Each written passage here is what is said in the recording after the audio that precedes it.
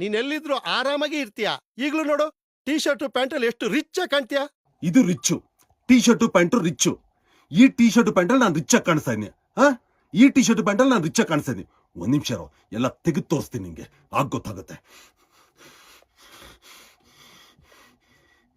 ಈಗ ಹೇಳು ರಿಚ್ ಆಗಿದ್ದೀನಾ? ಏನಪ್ಪ ಚಡ್ಡಿಯಲ್ಲಿ ಇಷ್ಟೊಂದು ತುತ್ಗಳು?